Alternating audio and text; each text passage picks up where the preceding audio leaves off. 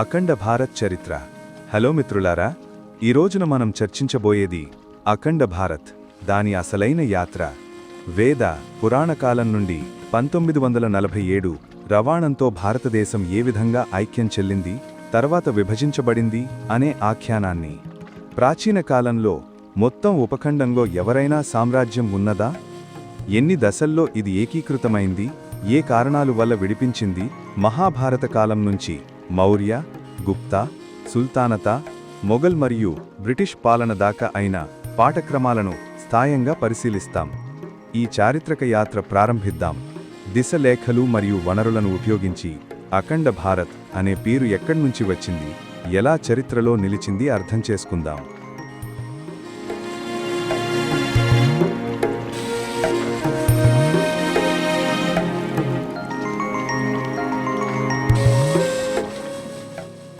జంబుద్వీపంపై వేద పురాణ దృక్పథం. ప్రాచీన భారత విశ్వవ్యవస్థలో భూభాగం, భూమిను 7 మహాద్వీపాలుగా విభజించారు. వాటిలో జంబుద్వీపం మధ్యలో ఉంది. దీని కేంద్రంలో బహుముఖమెరుశిసర శిఖరం ఉంటుంది. చుట్టూ మందరాచల, ఈశాన్య, గంధమాదన, దక్షిణ, విపుల, పశ్చిమ మరియు సుపార్శ్వ పర్వతాలు ఉన్నాయి. ఇక్కడ జమూన్ చెట్ల అధిక పరిమాణం వలన దీనికి పేరు జంబూ ద్వీపం, నికహా. ఈ ద్వీపం ఉప్పునది వెలుపల సముద్రం చుట్టుముట్టింది. ఇక్కడ జంబూనది అనే పవిత్ర నది ప్రవహించేది. జంబుద్వీపం 9 విభాగాలలో విభజించబడింది. ఇలావృత, మధ్య, భద్రాస్వ, కింపురుష, హరివర్ష, కేతుమాల, రమ్యక్, ఉత్తరకురు, హిరణ్యమయ, భారతవర్షం. వీరిలో భారతవర్షాన్ని మాత్రమే మృత్యులోకంగా పరిగణించారు. పురాణాధారంగా భారతవర్షం హిమలయ, ఉత్తర మరీదనే సముద్రాన్ని మధ్యలో ఉంచి ఉన్న ప్రసిద్ధ ధర్మభూమి. అందుచేత దీనిని యజ్ఞధర్మం యొక్క కర్మభూమిగా పేర్కొన్నారు. విష్ణుపురాణంలో స్పష్టంగా చెప్పబడింది.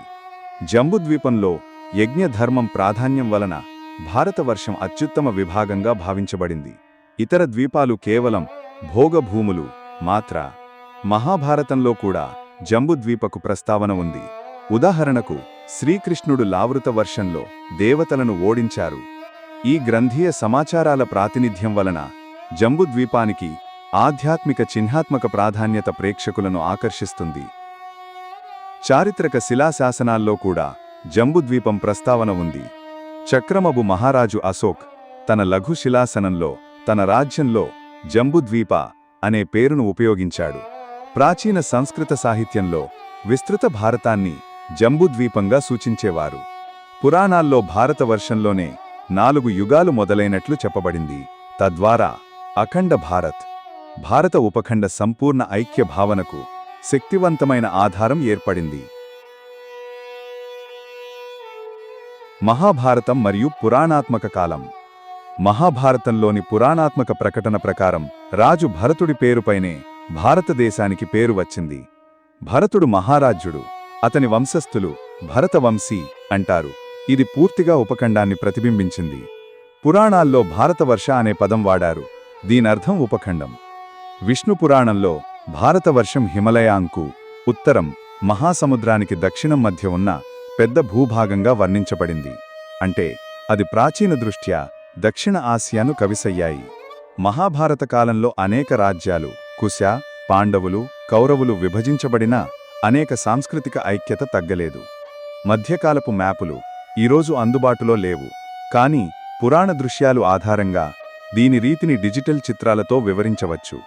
ఉదాహరణకు కుర్మక్షేత్రం లేదా హస్తినాపురం వర్ణన. ఈ కాలంలో అఖండ భారత్ అనే పరికీయ రాజ్యం లేదు. కానీ సాంస్కృతిక ఆధ్యాత్మిక దృష్ట్యా భారతవర్షమే ఒక్క అని, భారత్ వర్ష అనే పేరు భవిష్యత్ మహాసామ్రాజ్యాల ఆవిర్భావానికి పునాదిగా నిలిచింది. దక్షిణ భారతంలో మధ్యయుగ రాజ్యాల పాత్ర. జగద్గురులుగా స్థిరమైన దక్షిణ భారత రాజ్యాలు చోళ, కాకతీయ, హోయసల, పాండ్య, విజయనగర. పశ్చిమ దక్షిణంలో మొఘల్ సుల్తానత్ యుద్ధం సాగుతున్నప్పటికీ దక్షిణంలో సంపన్న, శక్తివంత, సాంస్కృతికంగా అభివృద్ధి చెందిన సామ్రాజ్యాలు వృద్ధి చెందాయి. చోళ సామ్రాజ్యం 9వ శతాబ్దం నుండి 11వ శతాబ్దం వరకు తమిళనాడు, కేరళ, ఆంధ్రప్రదేశ్, శ్రీలంక వరకు ప్రయాణిస్తూ సముద్ర సామ్రాజ్యంగా వ్యాపించింది. రాజరాజ చోళ మరియు రాజేంద్ర చోళ తూర్పుగా బంగాళాఖాతం, మలే ద్వీప, ఇండోనేషియాకి పరాభవం సాధించారు. వారి పాలనలో గ్రామ పంచాయతీలు, మఠ ఆధారిత సమాజ నిర్మాణం బలంగా పెరిగింది. బృహదేశ్వర మందిరం చోళ కళా ప్రతిభకు జీవంత ఉదాహరణ. కాకతీయ వంశం 12వ శతాబ్దం నుండి 14వ శతాబ్దం వరకు ఆంధ్రప్రదేశ్ వరంగల్ వద్ద వికసించింది. రుద్రమదేవి, ప్రతాపరుద్రుడు వంటి శకనాయకుల పాలనలో దృఢమైన తెలుగు సంస్కృతి ఏర్పడింది. గుట్టగోడలు, నీటిజల నిల్వలు, వాణిజ్య నెట్వర్క్లు వ్యాపించాయి. హోయసల సామ్రాజ్యం 11వ శతాబ్దం నుండి 14వ శతాబ్దం వరకు కర్ణాటకలో నెలకొని అందమైన రాతినక్క శిల్పాలు కలిగి ఉంది. బెలూరు మరియు హాలేబిడు లో నెరవేర్చిన హోయసల శైలిలో చెన్నా కేశవ మందిరం ప్రఖ్యాతి. పాండ్యవంశం తమిళనాడు చోళల శకంలో సమకాలీనంగా ఉంది. వ్యాపార, మోత్య పరిశ్రమ, సముద్ర వాణిజ్యంలో ప్రాధాన్యత చూపించింది. విజయనగర సామ్రాజ్యం 1336–1646 దక్షిణ భారతాన్ని సమగ్ర హిందూ సామ్రాజ్యంగా స్థాపించింది. హరిహర, బుక్కా స్థాపకులు. కృష్ణదేవరాయ పాలనలో ఆ దఫాకాలం శ్రేష్ఠంగా చరిత్రలో నిలిచింది. కళ, యుద్ధ విధానాలు, ఆలయ నిర్మాణం మరియు సాంస్కృతిక పరిరక్షణకు ఇది కేంద్రంగా మారింది. హంపి స్తూపాలు ఈ వైభవాన్ని ప్రతిబింబిస్తాయి. ఈ రాజ్యాలన్నీ దక్షిణ భారతంలో ఐక్యత కనిపింపనొక్కించాయి మరియు అఖండ భారత్ అనే ఆలోచనకు జీవం ఇచ్చాయి. భారతవర్షాను మత, సాంస్కృతిక, రాజకీయ ఒక్కైక్యతగా భావించటానికి వీలైంది. భౌగోళికంగా విభజించబడి ఉన్నా కూడా. మౌర్య సామ్రాజ్యం సుమారు క్రీపు 321 నుండి 185. మౌర్య సామ్రాజ్యం సుమారు క్రీపు 321 నుండి 185 యొక్క నక్షత్రపటం చూస్తే భారత ఉపఖండంలో ఏ స్థాయిలో విస్తరించిందో స్పష్టంగా తెలుస్తుంది. మౌర్యవంశాన్ని స్థాపించిన చక్రవర్తి చంద్రగుప్త మౌర్యుడు నందవంశాన్ని ఓడించి మగధ అంటే నేటి బీహార్ కేంద్రంగా తన రాజ్యాన్ని ప్రారంభించాడు. గ్రీకు చరిత్రకారులు ప్లూటార్క్ మరియు జస్టిన్ల ప్రకారం చంద్రగుప్తుడు సంపూర్ణ భారతదేశాన్ని జయించాడని పేర్కొన్నారు. మౌర్య సామ్రాజ్యం ఉత్తర మరియు మధ్య భారతదేశాన్ని ఒకే పాలన కింద ఏకీకృతం చేసింది. ఇంకా పశ్చిమంగా సింధు ప్రాంతం మరియు మధ్య ఆసియాలోని కొన్ని భాగాల వరకు తన ప్రభావాన్ని విస్తరించింది. చంద్రగుప్తుని తర్వాత వచ్చిన అశోక మౌర్యుడు సుమారు క్రీపు 269 నుండి 232 కళింగ యుద్ధం తర్వాత బౌద్ధ ధర్మాన్ని అంగీకరించి అహింసా మార్గాన్ని అనుసరించాడు. చారిత్రక శాసనాలలో అశోకుడి సామ్రాజ్యాన్ని భారతదేశం అని పిలిచారు. పాటలిపుత్ర అంటే ఇప్పటి పాట్నా రాజధానిగా ఉండే ఈ పాలనాతంత్రంలో ఒక కేంద్రీకృత పరిపాలనా వ్యవస్థ ఉన్నది.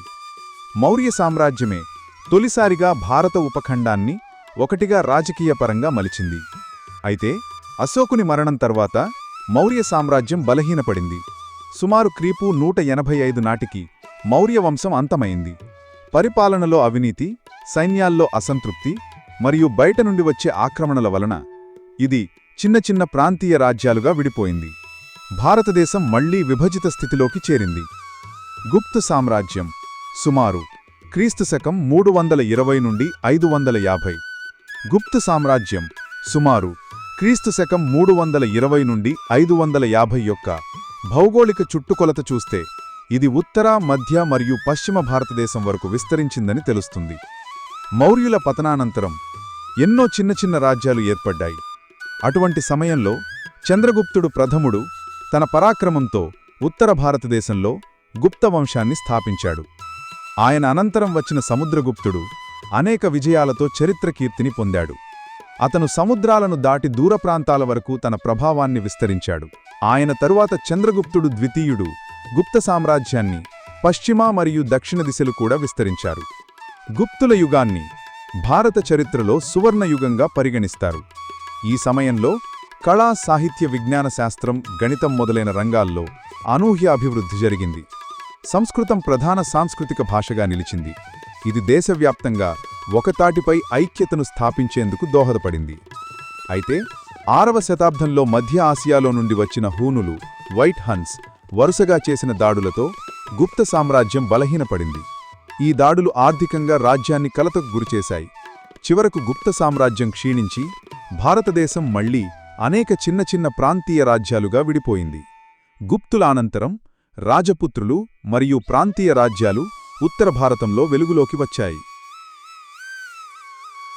భారత్ ఎప్పెప్పుడు విభజించబడింది? మధ్యయుగాల ఆక్రమణలు మరియు ఇస్లామిక్ సుల్తానుల భారతదేశ ప్రవేశంతోనే భారత్ను విభజించడాన్ని మొదలుపెట్టారు. మధ్యయుగాల ఆక్రమణలు మరియు సుల్తానుల ఉద్భవం. గుప్త సామ్రాజ్యం విచ్ఛిన్నమైన తర్వాత భారతదేశ చరిత్రలో విదేశీయుల ఆక్రమణలు మొదలయ్యాయి. 7వ శతాబ్దంలో అరబ్ దాడుల తర్వాత 11వ శతాబ్దంలో మహమ్మద్ గజ్నీ తన సైన్యంతో భారత్పై దాడి చేశాడు. అతడు సోమనాథ ఆలయం సహా మథురా తదితర ఆలయాలను సుమారు 17 సార్లు దోచుకున్నాడని చరిత్రకారులు చెబుతున్నారు. ఈ దాడులతో భారతదేశ సాంస్కృతిక సంపద మరియు ఆర్థిక వనరులు బాగా నష్టపోయాయి. 1192లో మహ్మద్ ఘోరీ మొదటి తరేన్ యుద్ధంలో రాజస్థాన్ రాజు పృథ్వీరాజ్ చౌహాన్ను ఓడించి ఢిల్లీని జయించాడు. ఆ తర్వాత గులాం వంశానికి చెందిన ముస్లిం సేనాధిపతులు ఢిల్లీలో సుల్తానత్ను స్థాపించారు. ఢిల్లీ సుల్తానత 1206 నుంచి 1526 వరకు ఉత్తర భారతదేశంలో చాలా ప్రాంతాలను పాలించింది. ప్రధాన వంశాలు గులాం, మమలుక్, ఖిల్జీ, తుగ్లక్, సయ్యద్ మరియు లోధి. వీరి పాలన సమయంలో ఇస్లాం ప్రభావం సమాజంలో పెరిగింది. ఢిల్లీ సుల్తానత విస్తారంగా ఉన్నా దక్షిణ మరియు తూర్పు భారతదేశంలో హిందూ రాజ్యాలు తమ స్వతంత్రతను కొనసాగించాయి. 1398లో మధ్య ఆసియా ఆక్రమణదారు తీమూర్ ఢిల్లీపై దాడి చేసి సుల్తానత్తును బలహీనతలోకి నెట్టాడు. ఆ తర్వాత బెంగాల్, గుజరాత్, మాల్వా, తుగ్లక్ ఆబాద్ వంటి ప్రాంతాల్లో కొత్త ముస్లిం సుల్తానులు ఏర్పడ్డారు. మొఘల్ సామ్రాజ్యం 1526 నుంచి 1857 వరకు. 1807లో మొఘల్ సామ్రాజ్యం అత్యున్నత స్థాయిలో ఉన్నప్పుడు దాని భౌగోళిక పరిమాణం దాదాపుగా భారత ఉపఖండం మొత్తాన్ని కవర్ చేసేది. 1526లో బాబర్ పానిపట్ మొదటి యుద్ధంలో ఇబ్రహీం లోదీని ఓడించి ఢిల్లీ సుల్తానత్తును ముగించి మొఘల్ పాలనకు పునాది వేశాడు. అతనికి తర్వాత హుమాయూన్, అక్బర్, జహంగీర్, షాజహాన్ మరియు ఔరంగజేబ్ వారి పాలనలో సామ్రాజ్యం విస్తరించబడింది. ఔరంగజేబ్ కాలం నాటికి ఇది అత్యధికంగా విస్తరించి దేశవ్యాప్తంగా వ్యాపించింది. అక్బర్ ఆధిపత్యం హిమాలయ పర్వతాల వరకు ఉన్నట్లు చెప్పబడింది. మొఘల్ శకంలో కళ, నిర్మాణ శిల్పంలో, పరిపాలనలో అనేక సంస్కరణలు వచ్చాయి. ఉదాహరణకు లాల్ కిల్లా, తాజ్మహల్, పార్సీ కుందన్ కళ మొదలైనవి. 1807 తర్వాత ఔరంగజేబ్ మరణంతో మొఘల్ సామ్రాజ్యం బలహీనపడటం మొదలైంది. దక్కన్ ప్రాంతంలో మరాఠా శక్తి పెరిగింది. ఇతర ప్రాంతీయ తిరుగుబాట్లు మొఘల్లకు సవాలుగా నిలిచాయి. ఇటలీ, ఫ్రెంచ్, ఆంగ్ల ఈస్ట్ ఇండియా కంపెనీలు స్థానిక మద్దతుతో పాలనలోకి వచ్చాయి. మరాఠా సామ్రాజ్యం మరియు పేష్వాయుగం ఒక స్వర్ణయుగం. ఔరంగజేబ్ తర్వాత మొఘల్ సామ్రాజ్యం బలహీనపడుతుండగా దక్షిణ భారత భూమి నుండి ఒక శక్తివంతమైన శక్తి ఎలుగెత్తింది, మరాఠా సామ్రాజ్యం. ఛత్రపతి శివాజీ మహారాజు ధైర్యం మరియు దూరదృష్టితో ఈ సామ్రాజ్యానికి పునాది వేశారు.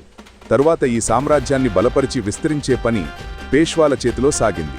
ప్రారంభంలో ప్రధానమంత్రులుగా ఉన్న పేష్వాలు తరువాత మరాఠాల రాజకీయాలను నడిపే కేంద్ర బలంగా మారారు. బాలాజీ విశ్వనాథ్ నుండి నానాసాహెబ్ మరియు బాజీరావ్ మొదటి వరకు వీరు ఢిల్లీ వరకు మరాఠా పతాకాన్ని ఎగరవేశారు. ఇది కేవలం సైనిక విజయమే కాదు, రాజకీయ, ధార్మిక మరియు సాంస్కృతిక పునరుత్థానానికి గుర్తుగా నిలిచింది. బ్రిటిష్ పాలన మరియు విభజన 1857, 1947. 1857 గదర్ తర్వాత భారతదేశంలో బ్రిటిష్ పాలన ప్రారంభమైంది. బ్రిటిష్ రాజ్ సమస్త భారత ఉపఖండాన్ని పాలించింది. ఆ సమయంలో శ్రీలంక, సీలాన్, బర్మా మరియు ఎడెన్ వంటి ప్రాంతాలు కూడా బ్రిటిష్ భారత్లో భాగమయ్యాయి. విభజనకు ముందు బ్రిటిష్ ఇండియా భౌగోళికంగా పాకిస్తాన్, బంగ్లాదేశ్, నేపాల్, భూటాన్ వంటి దేశాలను ఆనుకుని ఉండేది. బ్రిటిష్ పాలన రవాణా, రెవెన్యూ, చట్టాల పరంగా సమగ్రతను తెచ్చినప్పటికీ విభజనకారక విధానాలు కూడా అవలంబించారు. 1947 ఆగస్టులో బ్రిటిష్ భారత్ను హిందూ మెజారిటీ ఉన్న భారత్ మరియు ముస్లిం మెజారిటీ ఉన్న పాకిస్తాన్గా విడగొట్టారు. పంజాబ్ మరియు బెంగాల్ విభజన రక్తపాతం కలిగించినవి. లక్షల మంది మృత్యువాతన వచ్చారు మరియు కోట్ల మంది నివాసాలు వదిలి తరలిపోవలసి వచ్చింది. విభజనతో అఖండ భారత్ అనే రాజకీయ స్వరూపం అంతమయ్యింది. తరువాత 1971లో పూర్వ పాకిస్తాన్ నుంచి బంగ్లాదేశ్ ఏర్పడింది. ప్రధాన విభజనలు, చారిత్రక సమీక్ష. బ్రిటిష్ పాలన తరువాత 1947లో జరిగిన ఘోర విభజన కూడా భారతదేశ భౌగోళిక పరిమాణాలలో ఎన్నో చారిత్రక మార్పులను తీసుకొచ్చాయి. అఖండ భారత్ అనే భావన మహాభారత మరియు విష్ణుపురాణం వంటి గ్రంథాల్లో పొందుపరిచినది మాత్రమే కాదు, ఇది ఒక చారిత్రక వాస్తవం కూడా. కాలక్రమేణా భిన్న కారణాల వలన ఈ భూభాగాల్లో విభజనలు జరిగాయి. అయినా భారతవర్ష యొక్క సాంస్కృతిక, ఆధ్యాత్మిక చైతన్యంలో ఇవి నిలిచిపోయాయి. ఆఫ్ఘనిస్తాన్ 1919. పురాతన భారత గాంధారం, భల్క్ వంటి ప్రాంతాలు ఇవి ఇప్పుడు ఆఫ్ఘనిస్తాన్ అని పిలువబడతాయి. ఇవే శకుని వలస వచ్చిన ప్రాంతాలు. దీనికట్టుగా బౌద్ధధర్మ భావం కూడా ఉంది. అభివృద్ధి కాలంలో సుమారు 870 CEలో అరబ్ ఆక్రమణదారులు ఈ భూభాగాలను స్వాధీనపరిచారు. తర్వాత 1919లో బ్రిటిష్ ఒప్పందాల ద్వారా ఇది స్వతంత్ర దేశంగా గుర్తింపబడింది. అయినా దీని సాంస్కృతిక, చారిత్రక మూలాలు భారతదేశంతో కొనసాగాయి. నేపాల్, భూటాన్ 1904, 1907 ఈ రెండు దేశాలు శతాబ్దాలుగా భారత సాంస్కృతిక, ధార్మిక సంప్రదాయాల భాగంగా ఉన్నాయి. బుద్ధ, శంకరాచార్యులు వంటి మహానులు ఈ ప్రాంతాలకు ఆధ్యాత్మిక సందర్భంలో వచ్చారు. 1904లో నేపాల్కు, 1907లో భూటాన్కు స్వతంత్ర పాలనా విధానం వచ్చింది. రాజకీయంగా వీరు స్వతంత్ర దేశాలు అయినా వారి భాష, కొత్త పండగలు మరియు ధర్మాలు భారతదేశాన్నే ప్రతిబింబిస్తాయి.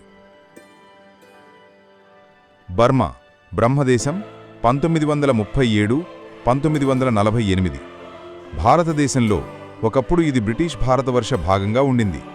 అయితే 1937లో పరిపాలనా విధానం ప్రకారం భారతదేశం నుంచి వేరుగా విడదీయబడింది. 1948లో పూర్తిగా స్వతంత్రత సాధించింది. బౌద్ధ సాంప్రదాయాలు, వ్యాపార మార్గాలు మరియు మణిపూరి సంస్కృతి ద్వారా ఇది భారతవర్షకి ఘనభాగంగా ఉంది. శ్రీలంక 1948 రామాయణ కాలంలో లంక వలె పరిగణించబడిన ఈ భూమి ఇది నేటి శ్రీలంక. హిందూ ధార్మిక గ్రంథాల్లో దీని ప్రస్తావన ఎక్కువగా ఉంది. 1948లో బ్రిటిష్ నుండి స్వతంత్రత పొందిన తర్వాత ఇది ఒక వేరే దేశంగా గణించబడింది. అయినా రామాయణ కథలు భారత, శ్రీలంక మధ్య సాంస్కృతిక శ్రేయోభిలాషగా కొనసాగుతున్నాయి. పాకిస్తాన్ 15 ఆగస్టు 1947 వివిధముల విధానాల ద్వారా పాలన అనే బ్రిటిష్ విధానం, మత వైవిధ్యాలు భారతదేశ ద్విభాగానికి దారితీశాయి. 1947 ఆగస్టు 15న భారత్ మరియు పాకిస్తాన్ రెండు వేరే దేశాలుగా ఏర్పడ్డాయి. ఈ విభజనలో సుమారు 10 లక్షల మంది మరణం కలిగి మరియు 1.5 కోట్ల ప్రమాదితులు తమ నివాస స్థలాలు వదిలి వలసగాల్సి వచ్చింది. ఇది భారతదేశ చరిత్రలో అత్యంత దుఃఖాంతకం క్షణంగా నిలిచింది. పంజాబ్ మరియు బంగల్ ప్రాంతాలు రక్తంజల్లు అయ్యాయి.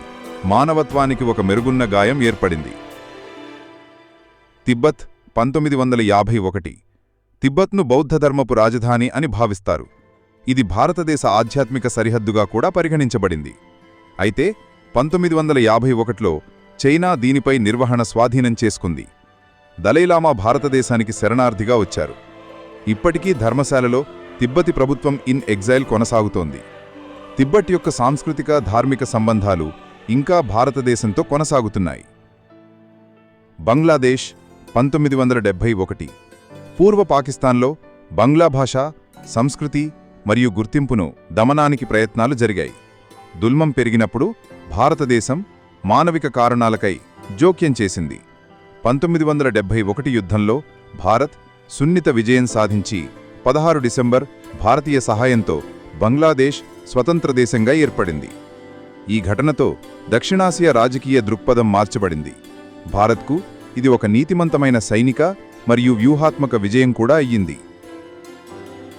జావా మరియు సుమాత్రా భారత సాంస్కృతిక సముద్ర ద్వీపాలు. జావా ద్వీపంలో 7వ శతాబ్దం నుంచి 13వ శతాబ్దం మధ్య శ్రీవిజయ సామ్రాజ్యం ఏర్పడింది. ఇది ఒక శక్తివంతమైన సముద్ర సామ్రాజ్యం. పాలెంబాంగ్ రాజధానిగా ఉంది. బౌద్ధ ప్రథమ కేంద్రంగా మారింది. శాసకులు సంస్కృత భాషలో శిలాల యూజు చేశారు. చైనా నుంచి వచ్చే బౌద్ధ వ్యవసాయులు సుమాత్రా ద్వారా భారత్, నాలండాకు చేరుకున్నారు. 11వ శతాబ్దంలో రాజేంద్ర చోళ సుమాత్రపై ఆసంచరణ చేయగా సంస్కృతి మార్పిడి కొనసాగించింది. సుమాత్రా భారత సాంస్కృతిక సముద్ర విస్తరణకు ప్రధాన ద్వారమయ్యింది. అపరమయైన సుమాత్రా 8వ శతాబ్దం నుంచి 10వ శతాబ్దం మధ్య మతరాం సామ్రాజ్యం, 13వ శతాబ్దం నుంచి 15వ శతాబ్దం మధ్య మజపాహెట్ సామ్రాజ్యం ఏర్పడ్డాయి. బోరోబుదూర్, బ్రహ్మణన్ వంటి పెద్ద బౌద్ధ హిందూ దేవాలయాలు అక్కడ ఇప్పటికీ ఉన్నాయి. స్థానిక రాజవారులు సంస్కృతి శైలిలో పేర్లు ఎంచుకున్నారు. రాజసంగ్రామం, ధర్మవర్మన్, హయాం ఉరుక్ వంటివి. ప్రేమథానది, మహాభారత కథలు ఈ ప్రాంతీయ వయాంగుకులిట్, షాడో పపెట్రీలో నితమైన గుర్తు. మజపాహిట్ పూర్తిగా ఇండోనేషియాను ఏకీకృతం చేసింది మరియు నుసాంతా ఆర్యభారత్ అని భావించుకుంది. జావా ఇప్పటికీ గరుడ చిహ్నం ఉన్న దేశం. నోట్లపై గణేశుడి చిత్రాలు ముద్రించబడ్డాయి. రామాయణ వినోద కళలు ప్రభుత్వం ద్వారా పరిరక్షించబడుతున్నాయి. సారాంశం: జావా, సుమాత్రా కేవలం వాణిజ్య మార్గాలే కాదు, అవి భారత సంస్కృతి, ధర్మ, కళ మొత్తం పంపిణీగాను నిలిచాయి. సంస్కృతం, బౌద్ధ, శైవ వైష్ణవ సంప్రదాయాలు ఈ ద్వీపాల్లో మునిగి ఉన్నాయి. వీటి ద్వారా అఖండ భారత్ యొక్క భావన భౌగోళిక సరిహద్దును దాటి సముద్రాల వరకు విస్తరించింది.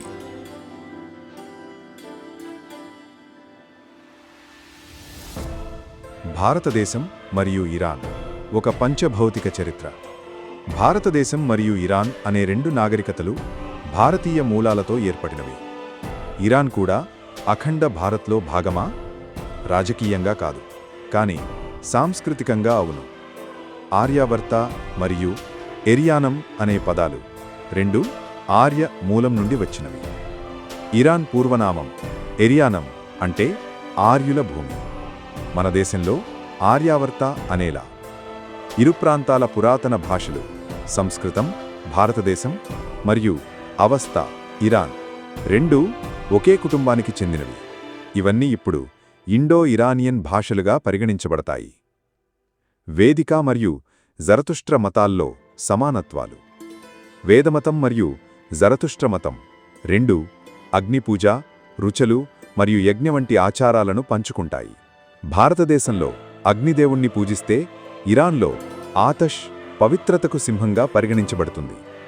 జరతుష్ట్రమతంలో కూడా కర్మ, సత్యం మరియు ధర్మం వంటి తత్వాలు ఉన్నాయి. ఇవి వేదమతంతో పోలి ఉంటాయి. ముఘలుల కాలంలో ఇరానియన్ ప్రభావం. ముఘలుల సామ్రాజ్యంలో 15వ శతాబ్దం నుండి ఫార్సీ భాష, కళలు మరియు శిల్పం ప్రధానంగా మారాయి. ఫార్సీ భాష అక్బర్ నుండి ఔరంగజేబ్ వరకు అధికారిక భాషగా కొనసాగింది. తాజ్మహల్, చిత్రగళ్ల శైలి మరియు కోర్టు నైతికతలో ఇరానియన్ సంస్కృతి ప్రభావం స్పష్టంగా కనిపిస్తుంది.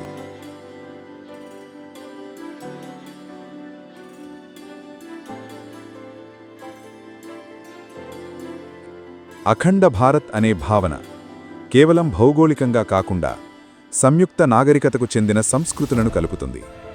భారతదేశం యొక్క సాంస్కృతిక వ్యాప్తి దక్షిణ ఏసియా మరియు ఆగ్నేయ ఏసియా వరకు. అఖండ భారత్ అనే భావన కేవలం భూభాగం వరకే పరిమితం కాదు, అది దక్షిణ ఏసియాతో పాటు ఆగ్నేయ ఏసియా వరకు భారత సంస్కృతిని వ్యాపించేసింది. చరిత్రకారులు దీన్ని గ్రేటర్ ఇండియా లేదా మహాభారతం అని పిలుస్తారు. Thailand, Ayodhya, Cambodia, Angkor Wat, Indonesia, Srivijaya, Majapahit, Malaysia, Laos, Vietnam, Philippines వంటి దేశాల్లో భారతీయ మతాలు, భాష, రాజ్య పరిపాలన వ్యాపించెందాయి. థాయిలాండ్ రాజు పేర్లు రామ పేరిట ఉంటాయి. ఉదాహరణకు రామా ఎక్స్. కంబోడియాలోని అంకోర్ వాట్ విష్ణువు కొరకు అంకితం చేసిన ప్రపంచంలో అతిపెద్ద మందిరం.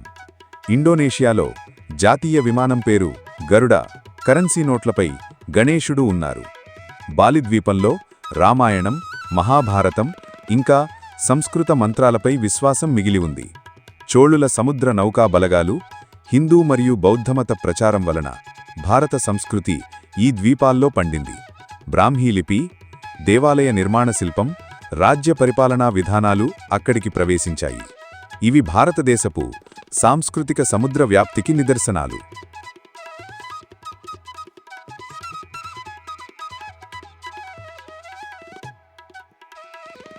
అఖండ భారత్ సాధ్యంనా? ఈ ప్రశ్న ఎన్నో తరాలుగా వినిపిస్తోంది. నిజంగా భారతదేశం మళ్లీ ఏకం కావచ్చా? అఖండ భారత్ భావన ఒక భావోద్వేగ సాంస్కృతిక భావంగా బతికే ఉంది. ఇది కేవలం భూభాగ ఐక్యత కాదు, ఇది సంస్కృతి, భాష, మతపరమైన పునర్నిర్మాణం. నేటి రాజకీయ సరిహద్దులు, మత వైవిధ్యం, అంతర్జాతీయ రాజకీయాలు దీన్ని సాధ్యం కానిది చేస్తాయి.